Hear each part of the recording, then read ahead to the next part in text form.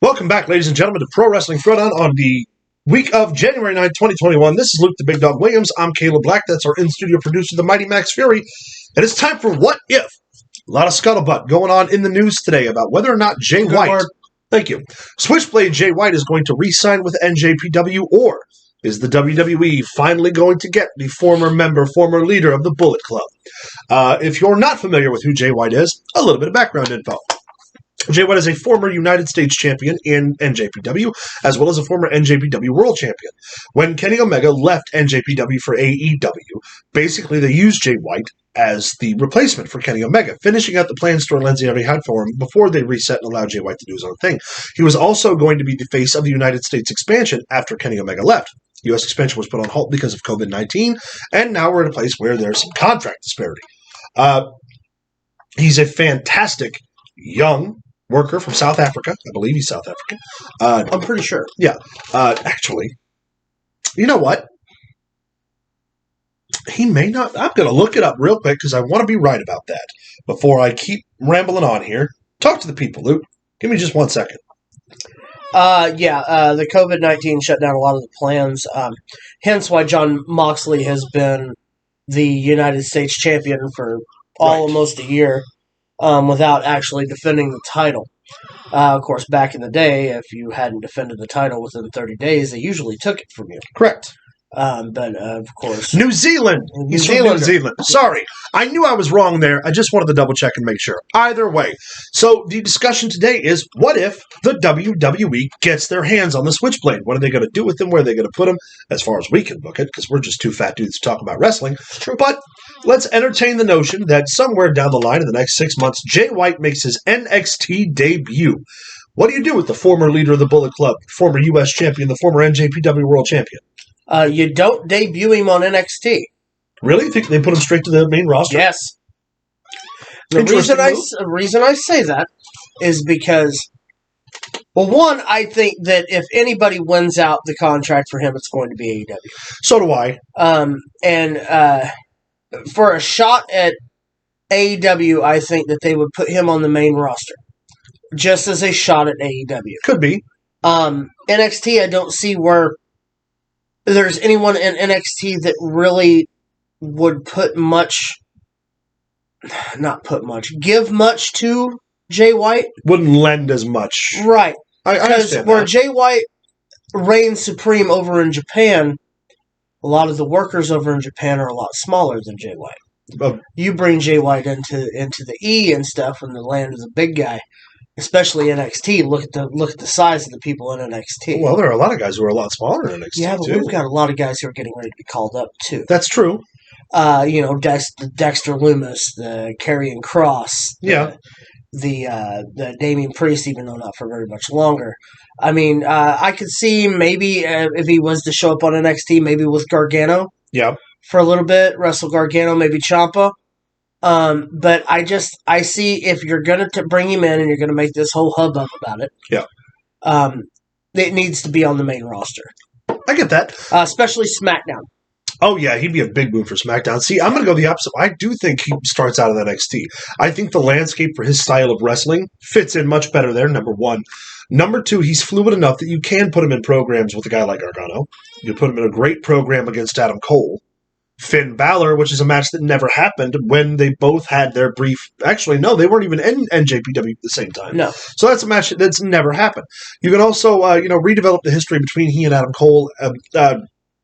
Again, they missed each other, but they're both former members of the Bullet Club. The thing with Adam Cole is I don't believe Adam Cole's going to be in NXT much longer. And he may well not, but under the pretext that he is still there. I mean, he could come in and take over the Undisputed Era. Exactly my point. And what a great way to do it, because he'd be so fresh, because it'd be so new. Not to mention, the gimmick that he has, sort of that rebellious Generation Xer who kind of like Kenny Omega. Very much so, but much more grounded and I think much more realistic than Kenny Omega in a lot of ways.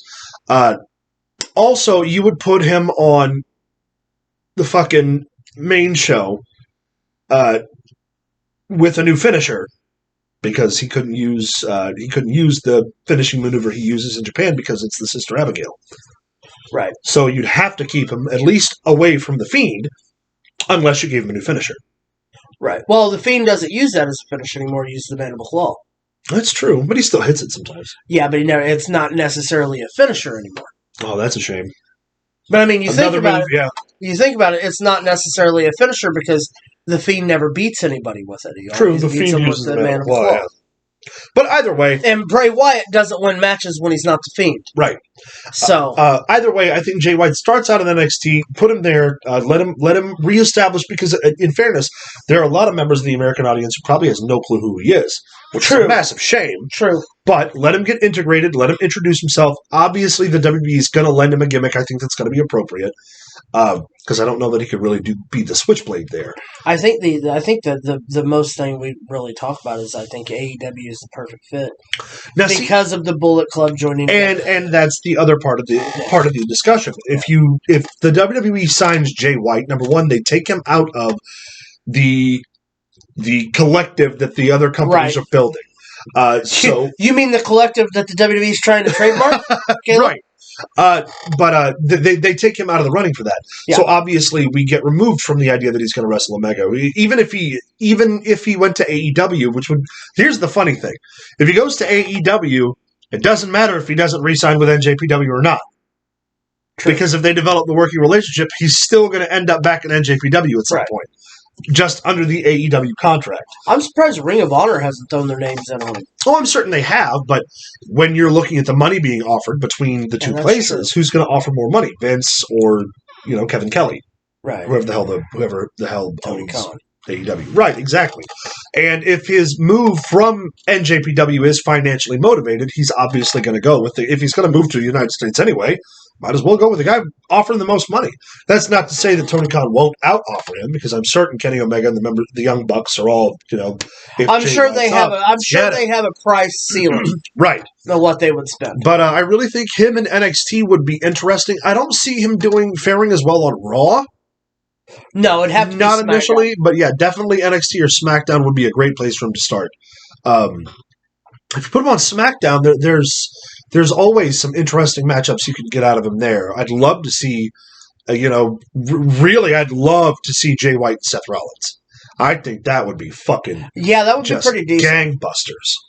Of course, I still want to see Adam Cole and Seth Rollins. So don't think it's not going to happen. Never say never, baby. Right. But yeah, really, there's a lot you can speculate on as far as what they would do with him. We all know what they would do with him. They'd take him to NXT, they'd park him there for a fucking year, and then they'd call him up too soon. Yeah, and then they would bury him once he got there. Right. You'd get to the main show, and they wouldn't do anything, especially not correctly with him. No. And realistically, too, Jay White's never going to be, at this stage in the game, with the caliber of talent they have, he's never going to be world champion there. I don't think that Vince McMahon would pay him enough money.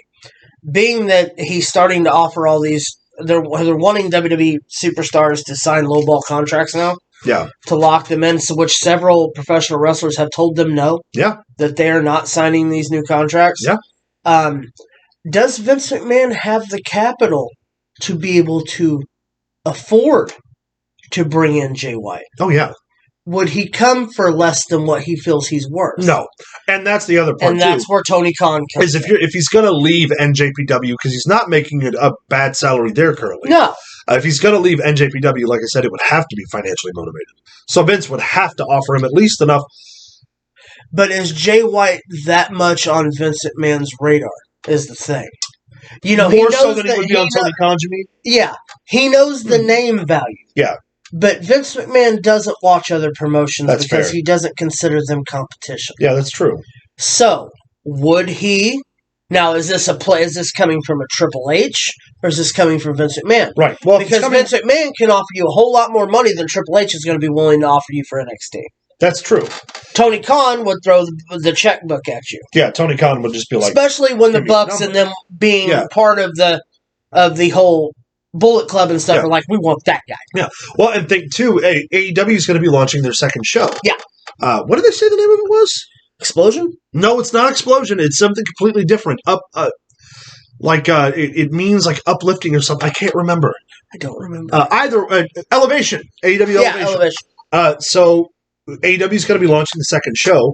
We don't really know what it's going to look like yet. I imagine it's going to be sort of similar to Dark and be a continuation, but Jay White could go and really be a main player on the second show.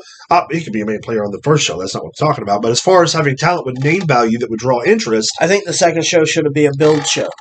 Oh yeah, I certainly hope. Build for Dynamite. I not really, like Dark, not Wrestle Nobodies. It should be It should be SmackDown Circa 2000. Yeah, put your television or your TNT title as your main title on that show. Yeah.